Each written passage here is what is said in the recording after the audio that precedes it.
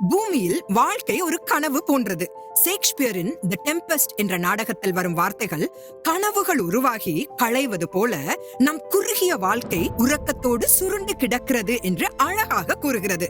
அப்போஸ்தலனாகிய பேதுரு 1 பேதுரு 1வது அதிகாரம் 24-25 மாம்சம் எல்லாம் புல்லுக்கு ஒப்பாயிருக்கிறது, அதன் மகிமை எல்லாம் புல்லின் பூவை போல் இருக்கிறது.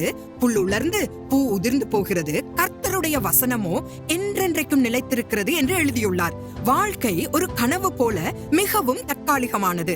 கனவுகள் வந்து போவது போலவே நமது பூலோக வாழ்க்கையும் ஆதாரமற்றது என்று ஷேக்ஸ்பியர் குறிப்பிடுகிறார். நம் கனவுகள் எவைகளால் ஆனதோ அதே போன்றதுதான் இந்த பூமியில் நம்முடைய வாழ்க்கையும். இது மனிதனின் நிலையற்ற தன்மையை அடிக்கோடிட்டு காட்டுகிறது. இந்த பூலோகத்தின் சிற்றின்பங்கள் அற்பமானவை, எனவே அவற்றுக்கு முக்கியத்துவம் அளிக்காமல் நித்திய ஜீவனை நம் லக்காக கொள்வோமாக.